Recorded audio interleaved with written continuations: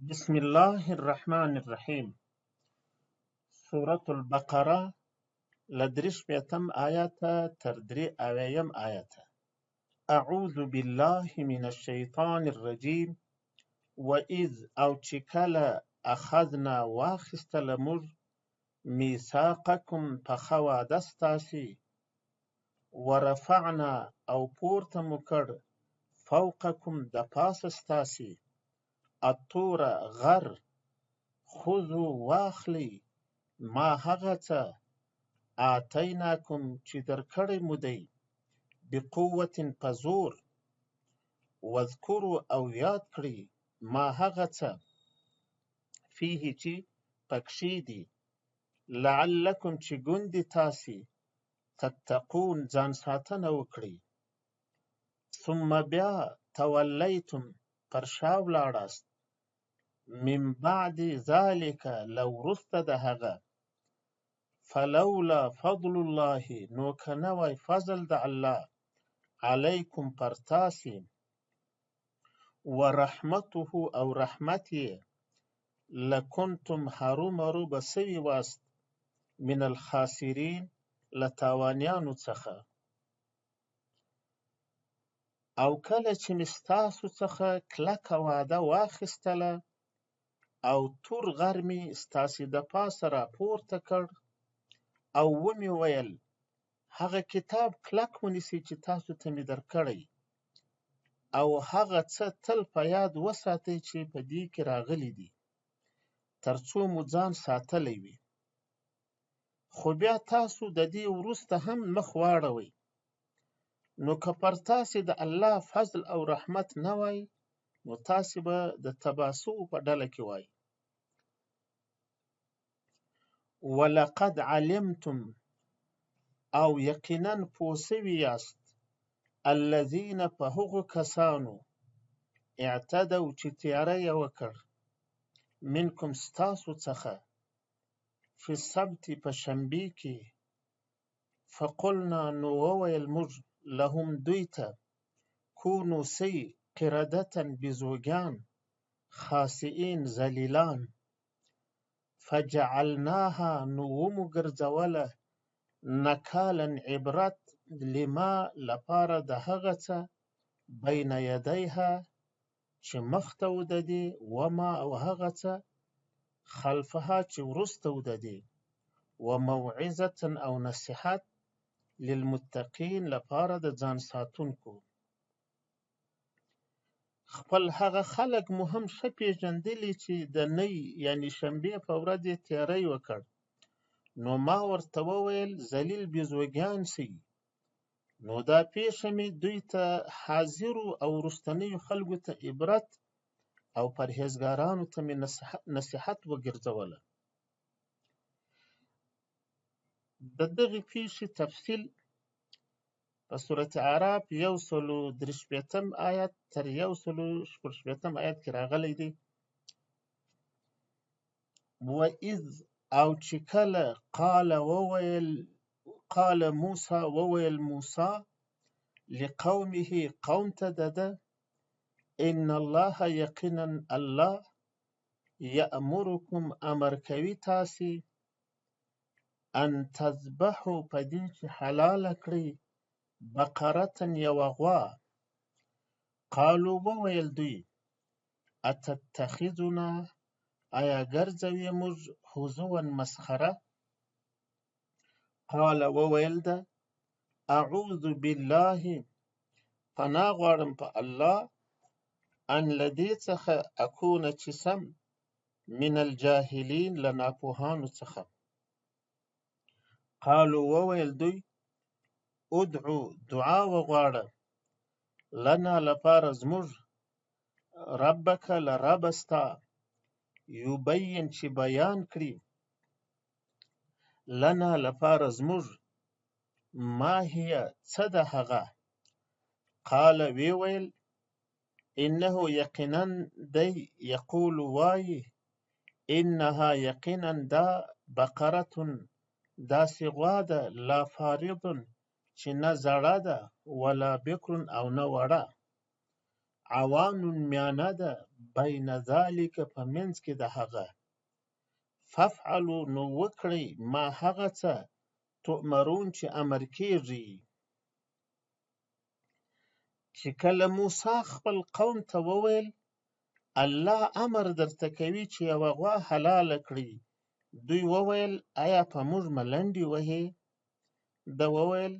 په الله له دې څخه پناه غواړم چې زه له داسې ناپوهانو څخه سم. دوی وویل زموږ لپاره له خپل څښتنه وغواړه تر څو یې موږ ته روښانه کړي چې دا څه ډول غوا ده. موسی وویل الله وایي چې هغه داسې یوه غوا ده چې نه زړه ده نه وړه ده، د دې دواړو عمرونو تر مابین ځوانه ده، نو د څه امر چې درته سوی همغه ترسره کړئ. قالو وویل دوی ادعو دعا وغواړه لنا لپاره زموږ ربک له ربه ستا یبین چې بیان کړي لنا موږ ته ما لونها څه دی رنګ یې. قال وی ویل انه یقینا دی یقول وایي انها یقینا هغه بقره صفراء غوا ده ژړه فاقع چې خالص دی لونها رنګ یې تسر خوشحاله کوي الناظرین کتونکي. دوی وویل زموږ لپاره له خپل څښتنه وغواړه تر څو یې موږ ته روښانه کړي چې رنګ یې څه ډول دی. ده وویل الله تعالی له شک پرته وایي هغه داسې تکه ژړه غوا ده چې لیدونکي خوشحاله کوي. قالو وویل دوی ادعو دعا وغواړه لنا لپاره زموږ ربک له ربه ستا یبین چې بیان کړي لنا موږ ته ما هي څه ده هغه.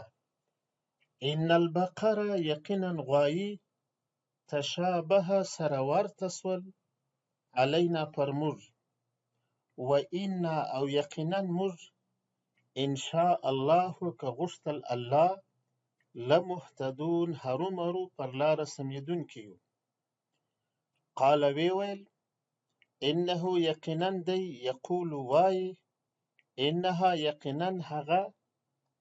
بقره داسې غوا ده لا ذلول چې نه کارول سوې ده تثیر الارض چې اړوي مځکه ولا تسقي الحرث او نه اوبوي کښت مسلمه روغه ده لا نسته شیته هیڅ خال فیها په هغې کې. قالو وویل دوی الآن اوس جئت بالحق راوړ تا همغه حق. فذبحوها نو حلاله کړه دوی هغه وما کادو او نه و نږدې دوی یفعلون چې ویې کړي. دوی وویل له خپل څښتنه زموږ لپاره وغواړه تر څو یې موږ ته بیان کړي چې دا څه ډول غوا ده. بېشکه موږ ته یاده سوې غوا او نور عام غوایي یو ډول ښکاري، موږ یې په پېژندلو کې شکمن یو او الله کول موږ به حتما هدایت موندونکي سو. موسی علیه السلام وویل الله تعالی وایي دا داسې غوا ده چې نه خوارکۍ ده چې مځکه یوې کوي، نه خوارکۍ ده چې مځکه یوې کړي او نه کښت اوبوي، روغه رمټه ده چې هیڅ خال پکښې نسته. دوی وویل اوس دې سمه د حق خبره وکړه. نو هغه یې په داسې حال کې ذبح کړه چې دوی ورته جوړ نه وو. و اذ او چې کله قتلتم ووژئ تاسې نفسا یو څوک فدارأتم نو سره پورې وهل مو فیها په هغې کې والله مخرج او الله ایستونکی دی ما د هغه څه کنتم چې واست تکتمون پټوی مو. فقلنا نو وویل موږ اضربوه ووهئ دی ببعضها ببعضها په ځینې یې کذالک هغسې یحیی الله ژوندي کوي الله الموتا مړي ویریکم او ویني په تاسې آیاته نښې ده لعلکم چې ګوندې تاسې تعقلون عقل وکاروئ چې کله تاسو